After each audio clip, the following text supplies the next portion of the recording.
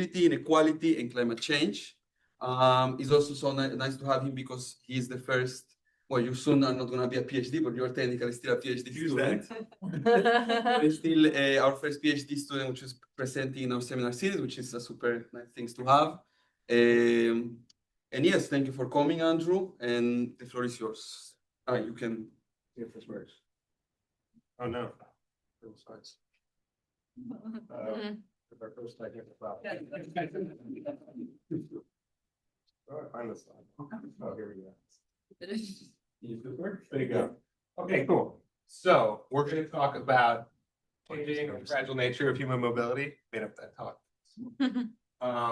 For just a little background, we already went over it, but this is me. I do a lot with mobility networks in cities, and yeah, I'm pretty passionate about very large data sets, very large networks, and I'm generally interested in cities. Any of those things, that's all me. So when we're talking about mobility, I like to work with these GPS mobility data sets that are becoming popular in a lot of research. So these are digital traces that people leave behind when they go places carrying a smartphone. So here's an example of a day's worth of GPS traces from the residents of Brasilia. And what I'm interested in is social mixing. So we can sort of impute the socioeconomic strata of each device based on where they live. We can assign an income bracket, and then we can sort of look at how these people from different income brackets, they mix, they commingle, and interact throughout the day. So in Brasilia, it's a really interesting context or a case study because it has this famous plano piloto, which is the planned city, but then it also has sort of more organic slums off to the side, and then it has some newer developments, and right away you can see that the newer developments, they're broken up into a high-rise mixed-use area, and that has a lot of social mixing, and then right off of it is a more it's a more contained, wealthy suburban development, and you can see that there's not as much mixing going on there. And in the main plano pilota, you can see that a lot of mixing happens in the central axis, which is where all the government buildings are in Brasilia, and not as much in the residential axes that sort of stretch away from it. So it's pretty cool just to like look at the data, see what we can see, and I'm interested in sort of what drives mobility and what drives social mixing in cities. So to contrast Brasilia, we can also look at London, and here you can see right away that it's very different from what you see in Brasilia. The whole of central London, this is to the same exact scale that we just saw, has so much more social mixing. So why would this happen in London but not in Brasilia? Those are the kinds of things that I'm interested in. I'll start by just motivating why we should even think about mobility. Well, there's a lot of cool research basically saying that the reason cities are so prosperous, the reason people move to cities from farms and subsistence farms in Africa is because this is where the opportunity is, and that opportunity comes from people sharing ideas, people finding jobs through each other, and all of that is derivative of people meeting and interacting with other people. So formally, cities have economies of agglomeration, and there are these famous urban scaling relationships that basically say that as cities grow, they produce things, goods, ideas more efficiently than smaller cities. And that drives innovation and builds social capital and enables social mobility. It allows somebody from one class to join a higher class. So cities are these great things, and all the mechanisms behind these rules typically lean on people meeting each other in space and sharing ideas, or maybe learning about jobs and things like that. So that's really why we should care about mobility. And my claim today is that in mobility research, we should mine two different things, because there was a pandemic, and also there are shocks that are continuing to propagate after the pandemic, like remote work and climate change. So the two things I want to keep in mind while I review some empirical work is that, and I'll borrow these lines from people who are more famous than me. The past is a foreign country. They do things different there. So we have a lot of mobility studies about human behavior and the nature of cities from before the pandemic. And my question is, are those studies still relevant, and how maybe have things changed?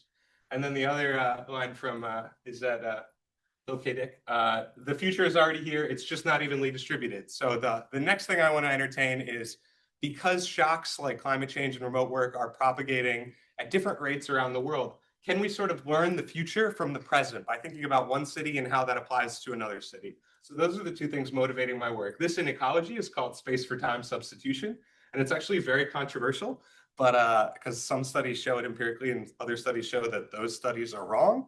But I think that cities are different than ecologies because we can actually, call up the mayor from a city in a different part of the world and learn from it. So it's maybe more relevant than when you're thinking about whether or not one forest is related to another forest across the world, simply because the climate is changing, which is what people study in ecology. So that's what I want to look at, or that's what I want to think about as we go through these studies. But what we're going to look at first is how mobility is determined by urban form and function, the sort of structure of cities. And we think that that there would be a relationship here because going back to the early 20th century, people have shown that that basically the structure of cities and systems of cities emerged to meet our needs in fixed, constrained time. So you only have so much time in a day, and so you need certain goods and services to be located very close to where you are that you can access frequently, and other goods and services, they can be further away and you might access them infrequently. And this manifests in cities where you might have a main city that has lots of things and smaller cities that just serve certain edge needs for certain people. But it also manifests within cities. So you might have your local Greg's, but then you have just like an IKEA that you're willing to travel far for. And so you have this structure of cities is sort of determined and determines our mobility. And I'm really interested in this now because it's, in my opinion, a great time to study cities. So we have this classic monocentric model, which dominated industrial cities where everybody commuted into the same part of the city every single day to go work in a factory. That sort of evolved into dispersed and composite models where now there are job centers like Reading outside of London that sort of share some of the load with the city. In London, you also might have Canary Wharf, but then you'll have back offices for some of those banks in Reading. And in New York, the dynamic is more like Greenwich, Connecticut, or New York City. So you have the sort of core industry in a city, and then you have distributed services throughout. And this sort of attenuates some of the congestion costs associated with very populated cities. And the question is, I've stolen this graph from a famous urban theorist named Alain Berthaud. He basically doesn't believe that a totally decentralized urban village model can work. And that's interesting today because if anybody is sort of an urbanist here, they'll have heard of the 15-minute city, the idea that you should have everything accessible within 15 minutes of your home or a certain suite of services, not everything. And that is interesting because Berthaud writes it off out of hand, but maybe in the age of remote work where you don't need to commute to a central area, you might actually expect that we can sort of strive for the 15-minute city. And what does that even mean? What would that look like socially if everybody doesn't need to go to the same place every day? That might reduce mixing. So I think that because remote work might enable the 15-minute city or the urban village, there's never been a better time to study cities. We're still in this moment of transition or long drawn out period of transition. And I'm interested in what's going to happen. And that's why I think we should think in long time series and think about sort of past being a foreign country, as I mentioned. So the first study I want to look at is in the structure of experience segregation in American cities. Experience segregation is roughly just the probability that you interact with somebody who is not from your socioeconomic class in daily life, or it's sort of the share of your time that is spent with those that are maybe not like you. And this work is it's based in the US. It uses points of interest. So each dot here is a point of interest, and the sort of the hotspots are places with many points of interest. So these areas don't have any points. This is the desert in sort of Nevada, and that doesn't have many points of interest. These are things like restaurants and cafes. And then the bright spots here, they have many points of interest. That's like New York City.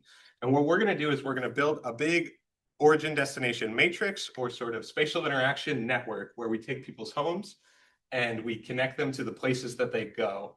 And so what you end up with is you end up with this big matrix of, it's about 200,000 home origins because we aggregate to the level of the neighborhood. And then there are about 6 million points of interest in this data set. So every time somebody steps within a building footprint, we'll say that is a visit. And so these brighter lines indicate many trips. And And I find this graph fascinating because the two brightest spots on this map are Disney World and Las Vegas. So it says everything you need to know about America just in one map. But what we're going to do is we're going to look at how people mix at these various points of interest, these various amenities. And so we'll compute a simple measure here that I stole from Esteban Mora, who is on this call, I think, where we're basically just going to take the people from that visit a given point of interest, say a cafe, and we will look at their income at their home address, the median income of the census block group, and we'll look at how diverse the represented incomes are of the people who visited those points of interest. So we'll call a place diverse if it gets people from many different income brackets, and we'll call a place segregated if it gets people only from one or very few income brackets. And when we sort of project this back to the level of the neighborhood, we can call a neighborhood very exposed if the visitors from that neighborhood send people to very diverse points of interest. And we'll call it very isolated if the people from that neighborhood, they only go to very segregated points of interest. So it's sort of the inverse. And when we just sort of plot every single point of interest based on how segregated it is, a really interesting pattern just sort of jumps out across the country. So you'll notice these dark spots around every city. These correspond to suburbs, these sort of wealthy enclaves outside of cities. And they're pretty striking. I guess in the East Coast here, where a bunch of cities have merged into this boss-wash megalopolis, it's a bit less clear. But in the Midwest, it's very clear. And within cities, we can see that it's not just around cities, that when you look within cities, so these rings would have been around the outside of these viewing windows, that there are these pockets within each city, and these typically correspond to sort of famed or infamous historically deprived areas. So you have the south side of Chicago here, South Los Angeles, where the Watts riots were, North Philadelphia. These dark spots in these maps typically correspond to areas that are a bit poorer, maybe a bit more non-white than the rest of the city. So this is that's sort of the 8 Mile area in Detroit, and so the question is, what is driving this, or what's going on? And so like I said, we can sort of go from the segregated points of interest to the isolated neighborhoods by sort of looking at where neighborhoods send the residents. And I won't dwell on this too much, but I'll say that when we sort of aggregate and stack both of these things, so we're looking at both the isolation of the neighborhoods and the segregation of the points of interest, we can then start to look at where things are sort of at variance. So obviously there are these areas that are a bit of both, highly segregated and highly isolated. People don't experience much diversity, and diverse people don't visit. That's one way to think about it. But then there are these interesting other areas. So in Midtown Manhattan, it's this sort of lightish blue because that's where a lot of diverse people come. It's Manhattan, it's a tourist attraction, but the residents there still somehow sort into very homogeneous points of interest. They still just sort of hide from the ambient diversity. And then maybe another interesting case is this pink color around the south side of Chicago, where they're sort of exporting diversity to the rest of the city. So these people will travel to diverse points of interest, but nobody really visits their neighborhood. So there are these really interesting patterns, and the question becomes, what determines this? And so I found that it was actually just really simple to predict with a very parsimonious model. So I'm just going to consider the distance to the central business district, the percentage of the residents in that neighborhood that are non-white, and the income of that neighborhood, and that alone explains most of the variance in the data.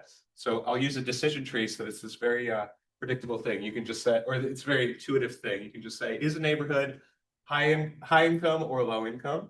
Is it non-white or not very non-white? Is it close to the city? And you can sort of follow the tree, and you can see a couple interesting things.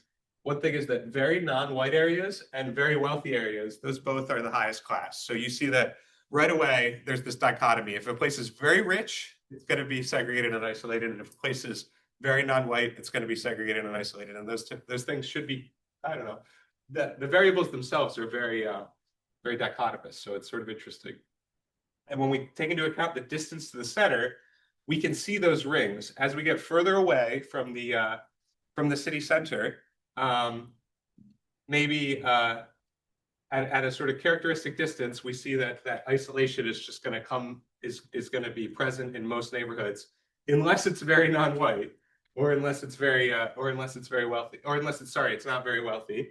And then we can see those pockets that I showed you in the center of the city. Basically, if something is very close to the city center, it should be where all the mixing happens. That's sort of downtown, unless it's very non-white, in which case nobody will visit. So you see these. Oh yeah, sure. Go ahead. Yeah, finish. Okay, cool. No, you just see these very clear patterns with very few variables is all it takes to explain it. Just a question. When you speak about like income brackets, how you define the brackets? Are like you linearly separate them, and you have like a quantiles? How many of them are there? Yeah, it's quantile. It's well here it's going to be the decision tree is basically just going to split up log income in a way that is sort of reducing that is sort of optimized within the decision tree. So that's sort of done via machine learning. But in the actual definition of income brackets, when we compute segregation, that's just done through quintiles. So it's quantile breakdown. Okay, quintile. Okay, of income. And so because I'm very concerned with what's happening over time, as I mentioned, we can sort of look at these shares. So each one of these corresponds to the matrix that I showed you earlier over time. And obviously the white here is the places that have the lowest segregation and the lowest isolation.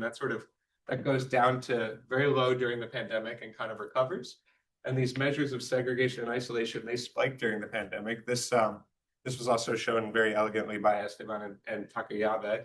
But the question for me becomes, once we get further away from the pandemic, so when we go all the way into 2022, these areas close to downtown and these rings that we're concerned about, these are going to basically progressively stay a bit darker than what they were in 2019. So nothing's really recovered, or things have recovered a little bit, but not entirely. We're still living in a slightly new regime. And the other regularity that I just want to point out is that it's so regular, in fact, along all these cities that if I just isolate these rings, so I just sort of I do a simple clustering sort of a spatial autocorrelation, what's called LISA, algorithm to basically extract each one of the rings around cities that I pointed out earlier as a geometry.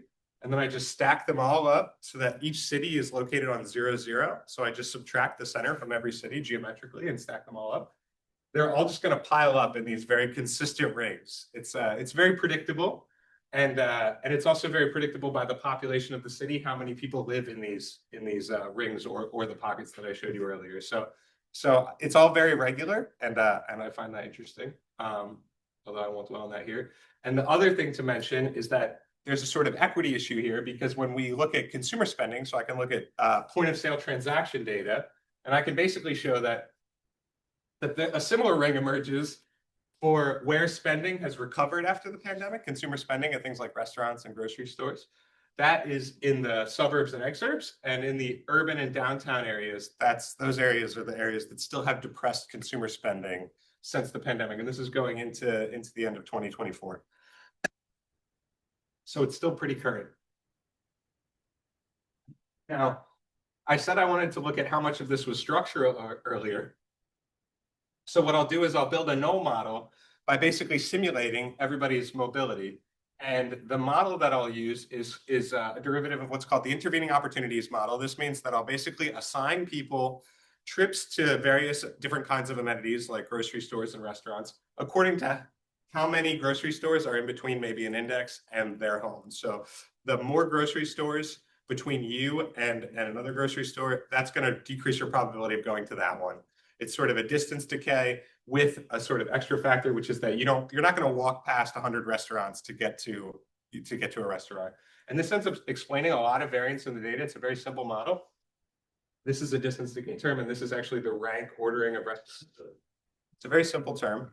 It's a very simple equation. And with that, we'll predict where people go according to the kinds of affordances or amenities around them. And then we'll just compute the same model, the same segregation that we computed earlier, but on this null network. So we have the null segregation, and then we have the observed segregation.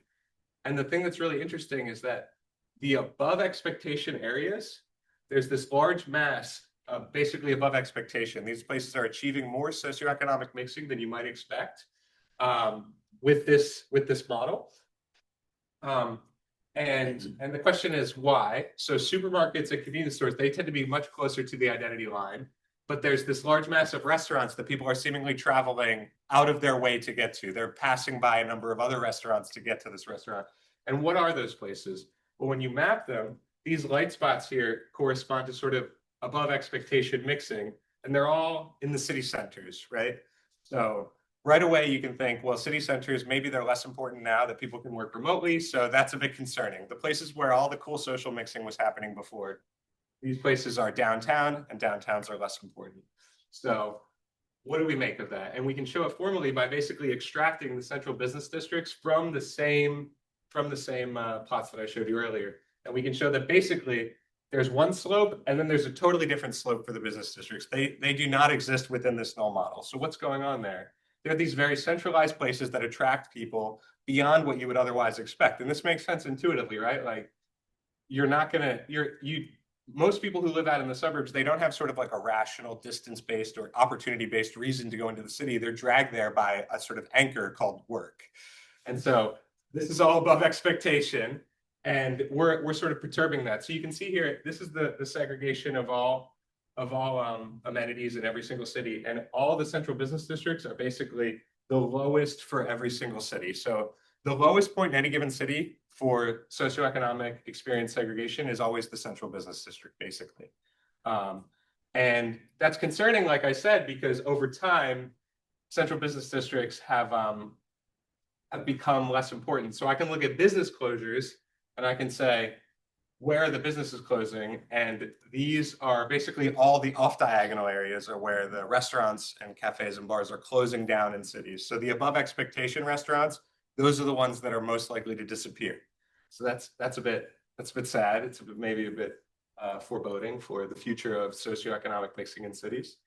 But I want to move on from that because I don't want to dwell on this too long. But I do just want to show really quickly that in more recent work, I've taken this on for a much longer time horizon. So I've gone all the way up to the end of 2024 by building a very simple operator where we're just going to reorder the adjacency matrices. So origin and destination, and I'll just order them based on how close they are to the central business district, each origin and destination. And we'll call this sort of close flows, the stuff that stays within the business district, integrated, and the stuff that's all happening far away from the business district, random. And I stole this from a paper by Thomas Louet. And divergent or convergent will be sort of commutes from far away to close to the central business district, and divergent will be the opposite direction.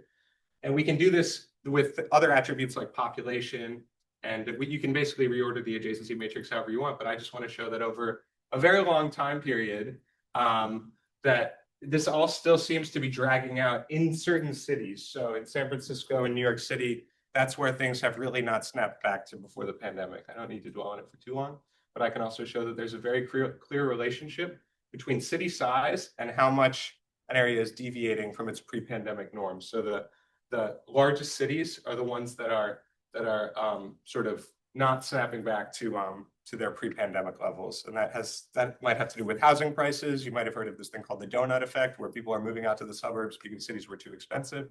So there's a lot going on there, but it's still interesting that cities have sort of changed over time and they haven't just gone back to what it was in 2019. The next thing I just want to talk about is the one other threat to mobility that is not the pandemic and remote work, but extreme heat. You might not think about it, but in London, especially when it got cold, but heat matters because it changes the incentives around why you might or how much you might want to go outside. So the question I want to answer here is like, what is the relationship between temperature and mobility among different groups? And I'll just sort of frame it as like, there's less reward because there's plenty of research that talks about how productivity falls. And so if you're not getting remunerated as well, why would you even want to maybe go outside in the heat?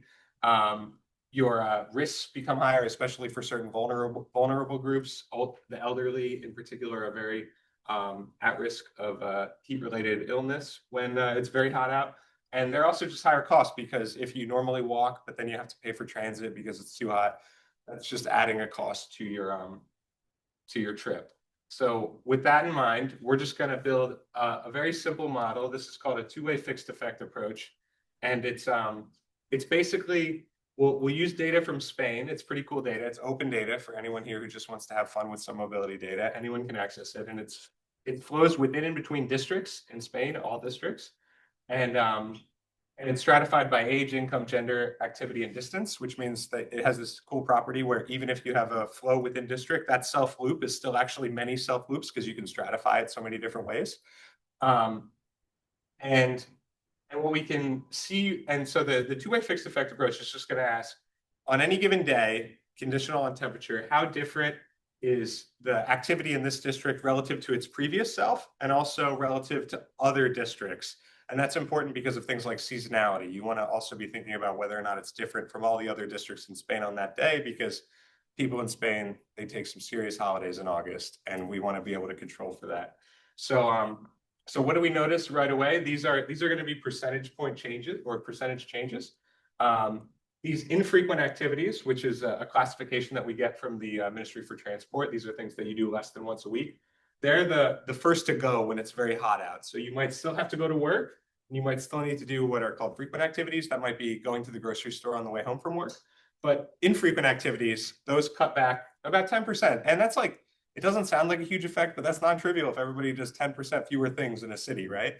But the cool part is that I mentioned is that we can stratify this along a number of very cool dimensions. So here, rather than thinking in binary, which we were in the last slide, we'll look at the temperature gradient here. So this is 30 to 35, 35 to 40, 40 to 45, and 45 to 50.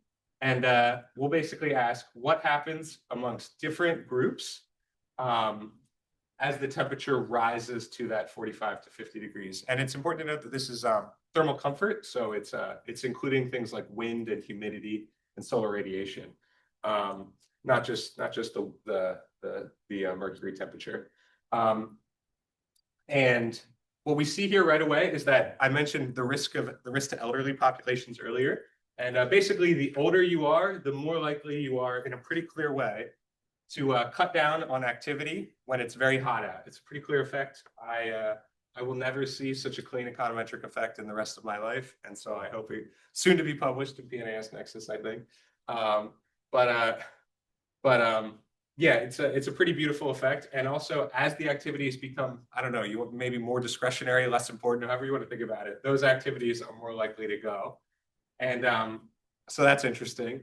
And then on top of that, when we look at class, so we can stratify on high, low, and medium income, and we can see that basically as we're going sort of around this temperature gradient up to 45 degrees UTCI, the lowest class basically don't change their behavior at all. This gray dashed line is the index. But the wealthiest classes, they can change their behavior most. So this maybe indicates certain economic constraints are driving things here. And the cool part about it is that among these infrequent activities, even the lowest class will cut back on their activities. So maybe you have to do certain things, like you have to go to work, but you can still cut back on some things, and that's what we see for the lowest class. And another interesting thing is that all this data comes from 2022, 2023, and maybe 2024. And so we can't rule out that maybe for work study trips, people might just stay home because they can work remote on a very hot day. That's an interesting thing to think about as a mitigation strategy. And the other thing is that because trips to work can be leaving for lunch and then coming back to work because your office is different than wherever you go, then it also might just be fewer activities around work that is being cut back on. So you might be doing fewer things out and about for lunch, that kind of stuff. And yeah, so the poorest show no response except for discretionary activities. And we can also just see some other very clean effects, like the hottest part of the day is when most of the change happens. So when it's very hot in Spain, this makes sense, all very intuitive. And this probably goes with the same thing I was talking about, work activities. You might be cutting back on the lunch, but still staying in the office. It's like lunch is out. And the shortest trips here, they typically have a stronger effect as well. And that's interesting because those are the ones most likely to be active travel.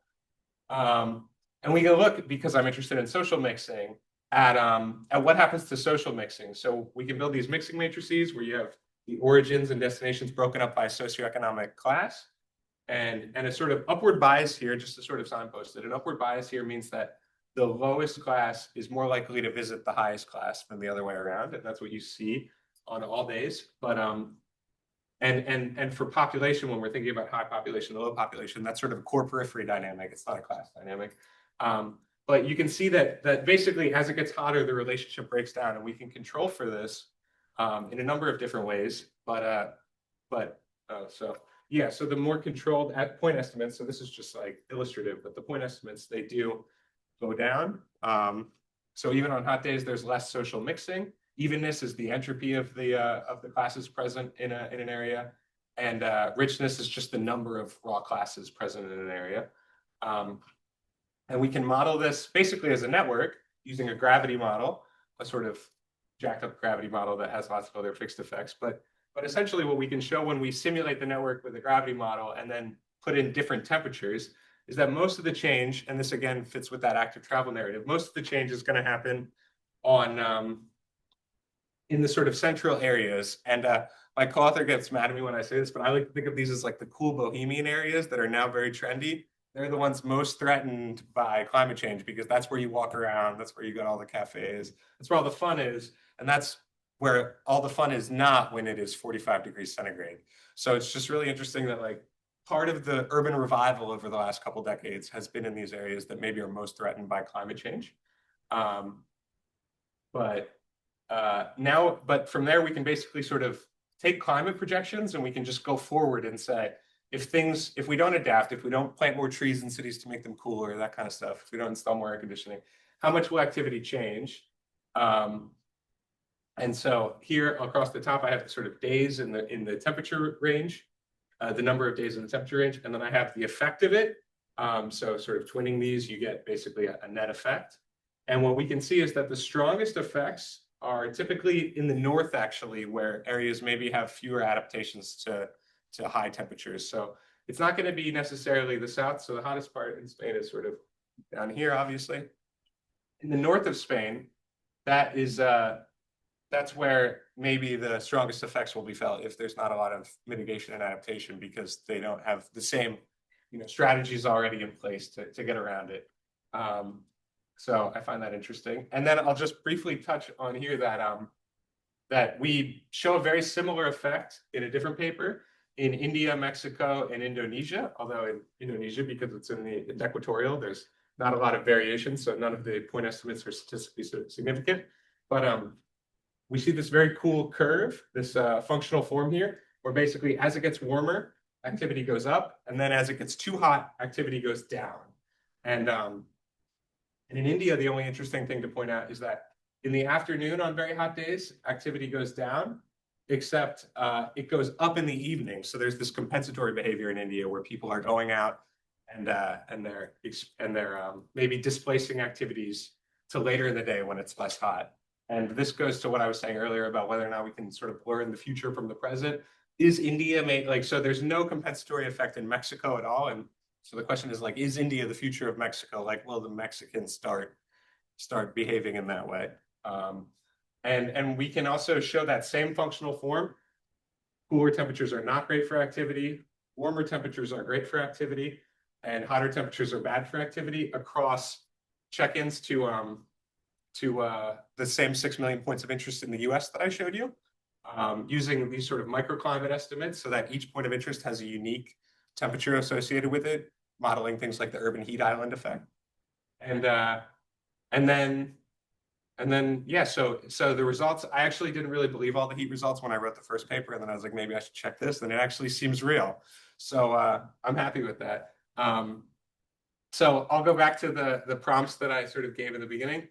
I want to sort of think about the past as a foreign country. They do things differently there. And when I sort of think about the things that I've showed today, it's this famous line from Charlie Munger: you show me the incentive, I'll show you the outcome. So remote work and extreme heat, they change the incentives. You don't need to go to the office because you can work remotely. And if it's very hot out, maybe you don't want to.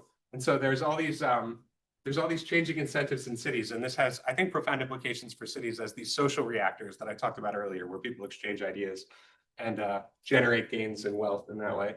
I hope I've shown that mobility doesn't seem to be a stationary thing, that some cities at least are entering a new regime. So we might need to think about some older studies and think about whether or not they still apply.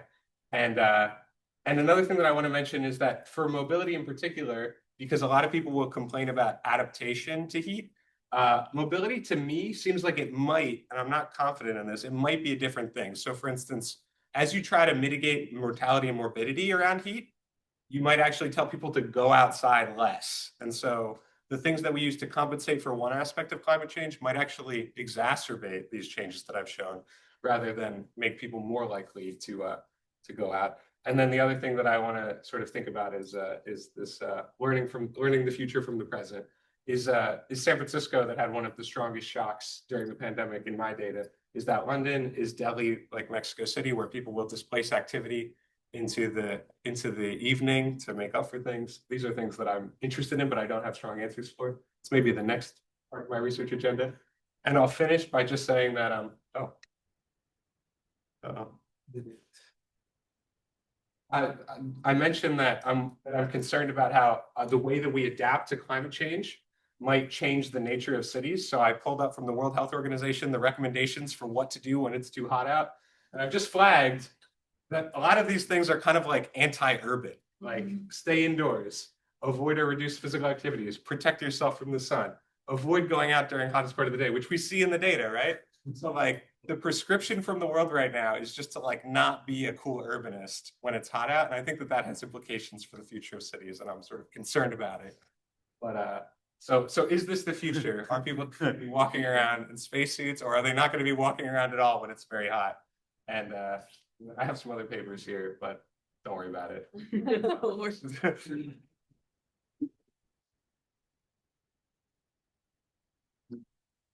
Thank you, Andrew. Do we have any questions in the room or in the chat? I can start with a quick one Do it. while the others are thinking. So you're using the Spanish IO data, Yeah. and it's aggregated between districts. Mhm. So how do you have income and gender? They cut that for you by working with the mobile network provider, which is kind of cool. Yeah, so it's actually a really cool data set because they do a lot to validate it. They have like a very long methodology, and they give you all that stuff. It's very cool. So the edge list will have basically many rows for each flow, so that you can stratify as many ways as you want. If anybody's interested, it's very cool. Yeah, thanks. Really interesting. My question is about how you look at mobility in cities. I mean, we look at it in a very kind of bigger kind of analysis. And when you look at public transport versus private car, when you look at walking and cycling, how does that affect your analysis? Can you actually look at these levels of integration? You know, that's a really good point. Because that adds a layer to the analysis when you have to try to model how somebody's moving around. Are they moving at sort of a bike speed or a car speed? I actually haven't considered that. I have colleagues, and there are lots of other papers on this kind of stuff, but I can't touch it because that would just be too much work for me. But it definitely, the active travel stuff I find interesting obliquely, even though I haven't addressed it, as I mentioned. There's a question in the Zoom. Stephen, if you want to unmute, let's see if you hear I me. don't know if you can hear me. Yes. Almost. Partly. Can you hear me? Yeah. Okay. Okay. So my question is very brief. Andrew, thank you. As always, a great talk. My question is about the first part of segregation. So we found in our research that segregation depends on the category, on the, let's say, the type of activity of the POI. So my question about your first findings is that whether these rings that you observe is because these areas have different places, or when you condition on the type of places, you also find these rings. Yeah, I had to do a lot of robustness checks for the good reviewers at Nature Cities, and I did not find any sort of relationship between the kinds of points of the kinds of amenities in an area and whether or not that predicted the segregation or isolation.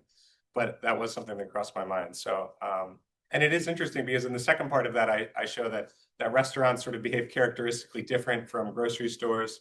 So you might think that, but I haven't been able to find great evidence for that. It seems like they still exist sort of above expectation, those rings. Thank you.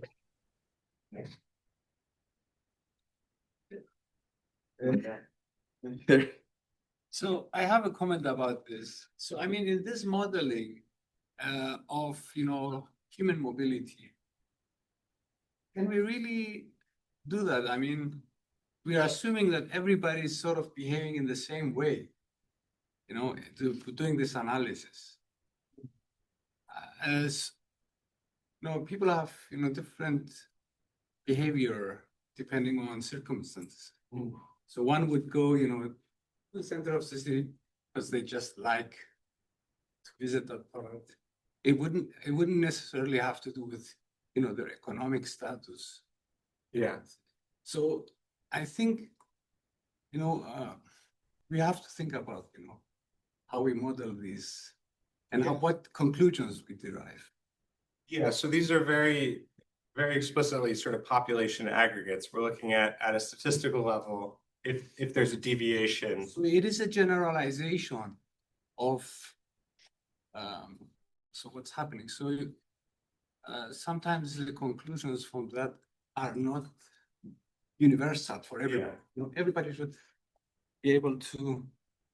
Yeah, it's making me think like in medicine you have a randomized control trial and some portion of that trial, let's say the treatment group responds to the drug and so they say that the drug works, but some portion doesn't and nobody goes in and because they're underpowered, nobody's like, well, why didn't do they have something genetically different? Like why did this small group not respond to the drug? And so there's similar heterogeneity in all this too, but it sort of exists across. For example, this is, you're talking about drugs, but for example, the relationship between people, is this something that's taken into account in this analysis? Oh, yeah, for example, somebody wants to go for a holiday. Yeah. They might go with, they don't travel alone. They will. Yeah. Yes, there are certain dependencies in the data. So, or to work.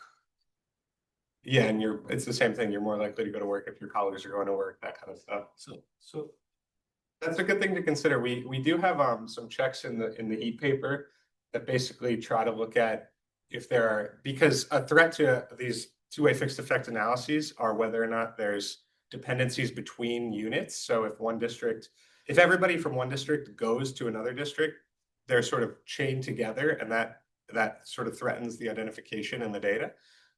So we have to do a lot of network modeling to basically say, on hot days, people don't just go to cooler parts of the country, but also we have to check that things are on net going down independent of people displacing activity to one district or another district. So we have to do a lot of checks for those dependencies.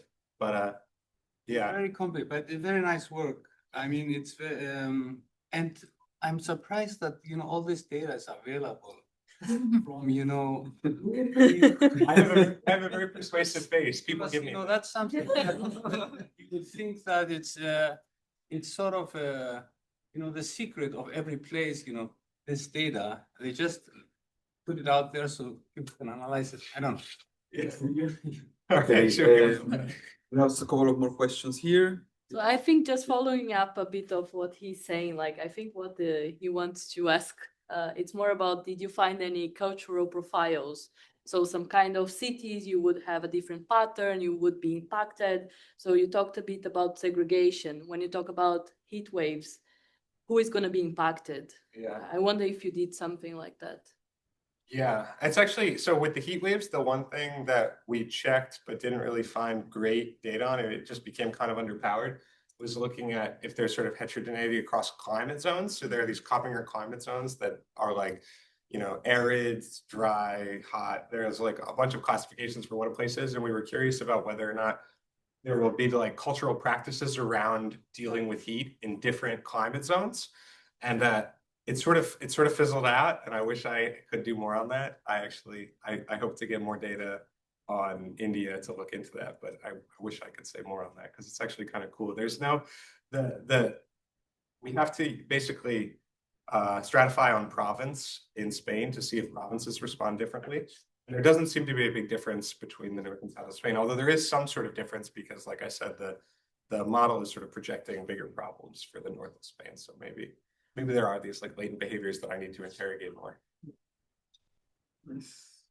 Sort of in the same vein of like differences across different parts of the population. In the first set of analyses, you showed that some of the most segregated parts of the cities are like the very wealthy neighborhoods and the very non-white neighborhoods.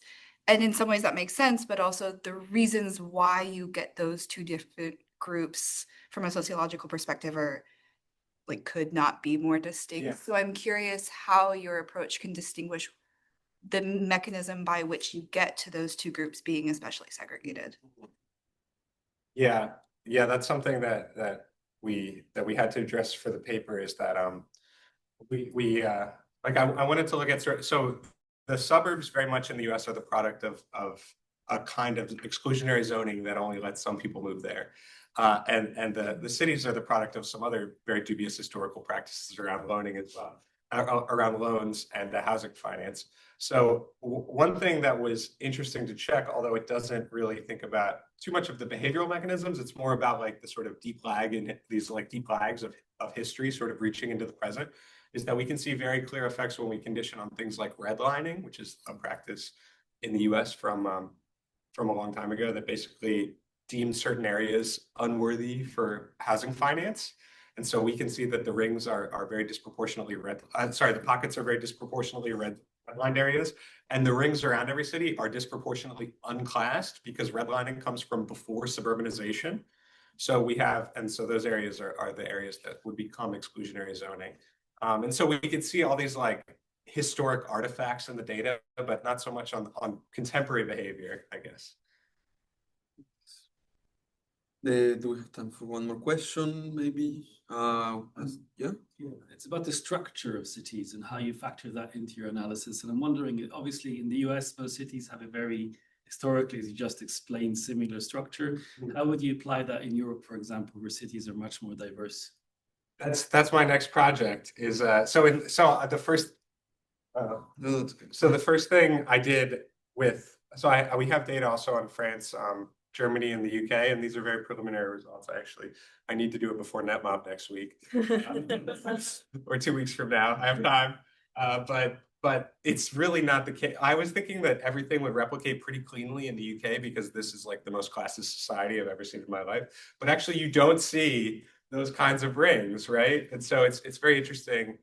In France, you get very similar rings around Paris, but it's the opposite. It's because the banlieues are where poor people live and the wealthier people live in the city centers. So the coolest thing that I want to look at now is like if Paris is like an inversion of a sort of US metro. Louis Leconte is written on Paris and Chicago in a very interesting way. Yeah. Kind of what you're trying to say. Yeah, that's what I want to look at next. We have a question in the chat, and we can finish with this when it says, can you comment on the challenges you faced with the quality of GPS data and reconstructing visitations? So some robustness check. Do you think the panel of users, the location providers could have affected the results you find? Yeah. Also, when you compare the OD matrices, what kind of temporal slices are you looking at? Yeah. So this is actually a really good question because I had to deal with a lot of this, and like I don't know, it's kind of weird to ask a question going deep into the supplemental information. It was a large portion of my life for a long time, so like, I might as well. But yeah, so the panel is really interesting because I really did need to keep an eye on discontinuities in the data if there were certain jumps not in the composition, but also jumps that you can see in the behavior between months. So computing certain aggregate network statistics and seeing if all of a sudden it changes. So even if they're the same nominal number of users, I would be very concerned, and I was very concerned at various times during this analysis, that the composition of those users changed so much.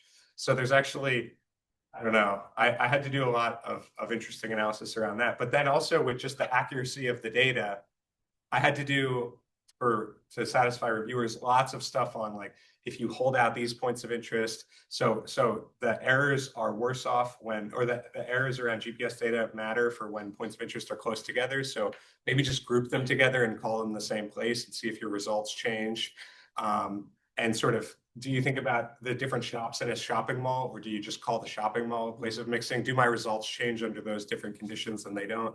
I'm looking at time of day effects and basically just a million robustness checks to make sure that like the poorest groups aren't going to the cafe at this hour and the richest groups aren't going to the cafe at this hour. And so they're not actually mixing. Now, I actually think that that is something that maybe Esteban and some other people from NetSci are working on. So I really hope they don't come at show that we don't have to be concerned about this rhetoric is wrong. But I didn't find too much damning stuff on that. So it was a lot. But yeah, definitely check out the supplemental information. Cool. Cool. Okay. Yes, we can run this. Super simple. The first one, I was wondering if because you mentioned San Francisco kind of not bouncing back. Yeah. Was that San Francisco, like in terms of the county, or Oh, it was the metro area. Okay. Yeah. And I use San Francisco as sort of like the sort of, I don't know, it was representative of like a lot of superstar cities. So Los Angeles, San Francisco, New York, Boston, Washington, DC. If it was a really expensive, sort of top heavy, like very, the kind of place. So if everybody remembers, there was a big bidding process for Amazon's headquarters before the pandemic. What city would it locate in? If it was on the top 10 of ranked cities to become the next Amazon headquarters, it would have been a problem. Like it has not bounced back. I have a whole section of the paper thinking about like superstar cities, which is the classification for cities that have seen outsized rent growth over the last 10 years. That's typically those. But yes, it was the whole metro area. And did you look into how like industries and or kind of like not commuting patterns, but like the popular industries in those areas kind of interplayed with that? I do have a section on remote work exposure, basically. It's not as correlated as I'd like to think, because there are still places like metropolitan Atlanta or like metropolitan Phoenix that technically have a lot of jobs that could be done remote, but they're Sunbelt cities that have really boomed over the last couple of years, and they're not seeing the same problems. So it doesn't seem to be exposure to remote work. Interesting. Although San Francisco, because literally everything in San Francisco could be done remote. Okay. Okay. Let's thank again Andrew. Then. Online. No, what did I say wrong? No, it's about the comment before. Okay.